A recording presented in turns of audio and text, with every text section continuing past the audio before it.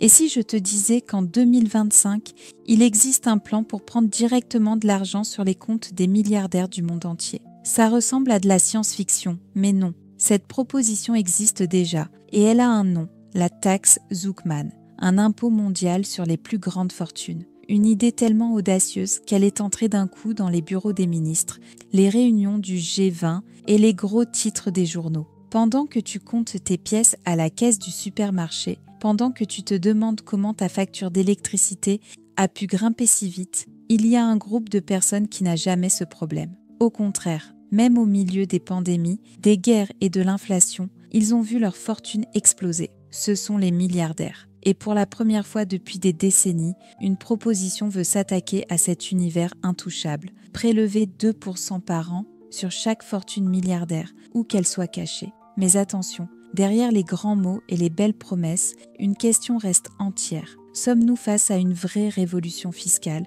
ou à une mise en scène politique destinée à calmer la colère du peuple? Qui est Gabriel Zuckman et d'où vient cette idée? Derrière cette proposition, il n'y a pas un politicien, ni un riche repenti. Il y a un chercheur, Gabriel Zuckman, économiste français, à peine la quarantaine, professeur à Berkeley aux États-Unis. Disciple de Thomas Piketty, l'auteur du best-seller Le Capital au XXIe siècle, Zuckman a pris le même chemin, dévoiler comment la richesse se concentre toujours plus en haut de la pyramide. Et ce ne sont pas que des théories vagues. Zuckman a fait ce que peu d'économistes ont osé. Il a traqué les milliers de milliards cachés dans des comptes secrets, banques suisses, îles des Caraïbes, petites juridictions européennes. Il a prouvé avec des chiffres que les ultra-riches jouent à un jeu parallèle, invisible pour le reste de la société. Pendant que les salariés et les PME padent des impôts sur chaque euro gagné, une élite mondiale a trouvé la porte de sortie. Mais une question l'obsède. Et si cette fois, il n'y avait plus d'échappatoire? De là est née son idée. Une taxation minimale, mondiale, coordonnée entre pays, impossible à contourner par un simple virement vers un paradis fiscal. Si tu trouves que ce genre de révélation mérite d'être connu, mets un like dès maintenant. Parce que peu de gens en parlent clairement, mais tout le monde devrait le savoir. Qu'est-ce que la taxe Zuckman et comment fonctionnerait-elle? La logique est simple, mais explosive. Un impôt annuel de 2% sur chaque milliardaire de la planète. Pas sur le revenu, pas sur la consommation. Non, sur le patrimoine net total. Actions, immeubles, participation dans des entreprises, yachts, œuvres d'art, bijoux, tout ce qui compose leur fortune. Les chiffres donnent le vertige. Rien qu'avec les 3000 milliardaires existants, cette taxe rapporterait environ 250 milliards de dollars par an. De quoi financer des programmes sociaux, accélérer la transition énergétique, renforcer les hôpitaux, sans toucher un centime de la classe moyenne. En France, le texte présenté prévoyait de taxer les patrimoines supérieurs à 100 millions d'euros, avec une alerte fixée à 2%. Selon des estimations relayées par Vertouin Eco, cela pourrait rapporter entre 15 et 25 milliards d'euros par an au budget de l'État. De quoi financer des hôpitaux, des écoles ou réduire une partie de la dette publique.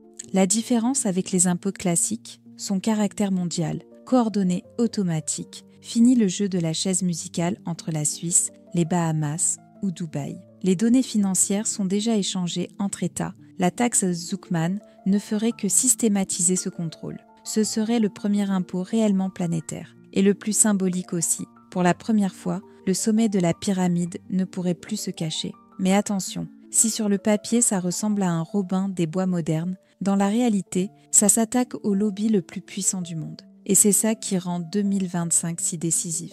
Pourquoi 2025 est l'année où l'idée a explosé? Pendant longtemps, la taxe Zuckman paraissait une utopie de chercheurs. Mais en 2025, elle est devenue un vrai débat. Pourquoi? Parce que la situation est explosive. Les dettes publiques ont explosé.